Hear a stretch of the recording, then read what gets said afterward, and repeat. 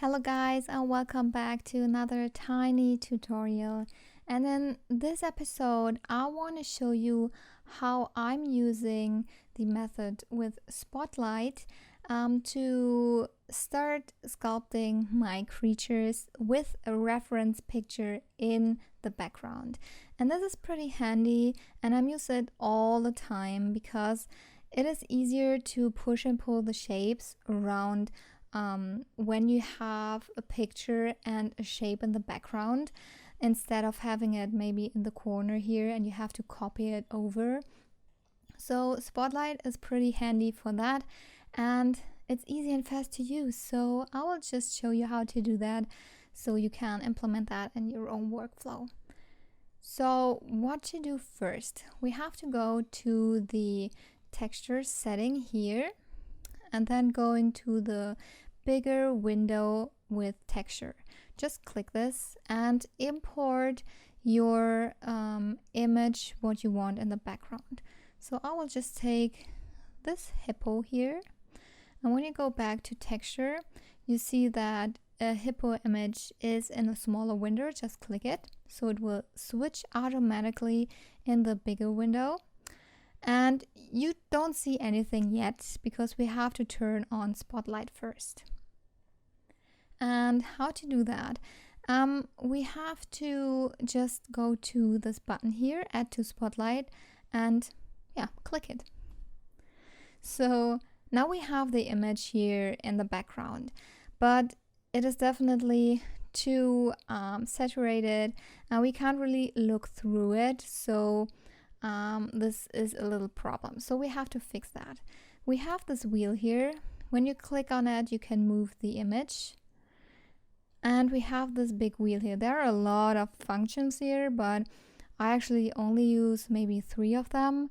So we have this little button with the scale. You can scale the image up and down. And then we have the opacity here. What is pretty good, because now when you turn it down, you can see through the image. This is definitely what we need. Maybe something like this. And now you can just move it around and put it on the place.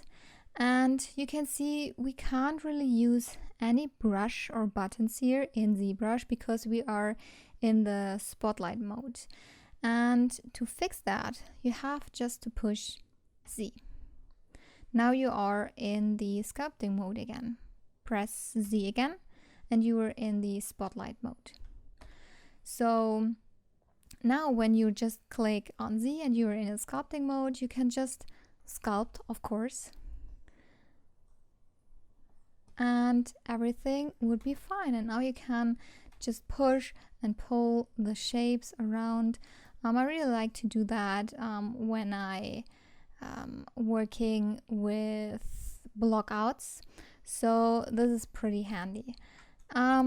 When you don't want this picture here anymore in the background, so of course you can first just scale it down and put it here in the corner, but you also can just hide it. So when you have the image here, then press the Shift and Z button and it turns off. And now you can just work normally in ZBrush. When you click it again, Shift and Z, it will be here again. So this is pretty handy to do. One small little thing you have to keep in mind. So you can see here, when I have the reference image in the background, it also has texture on it, right? The whole picture is like a texture image. So you can see when I sculpt here, you see these little noises on the brush. It's not because I have any noise on the brush or any alpha on it. It is because of the picture. So go to the brush settings and then go to, let me see. Then go to samples. And you have this little button here, the Spotlight projection. When you have it on, like we have now, you can see the whole little noises on the brush.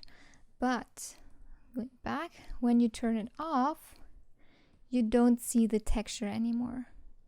Do you see that? No noise on the brush. So keep that in mind when you are working with Spotlight, because sometimes it can be weird when you have texture on your brushes because you don't want that, for example, on blockouts. But if you want it, it can be pretty handy, but it depends on what you want. So yeah, keep this button here in your mind: brush, section, samples, and then Spotlight projection. So I really hope this works for you. I really love Spotlight for using any kind of block outing creatures. I really love that. So I hope that's helpful, and you can use it as well for your project. And we see us in the next video.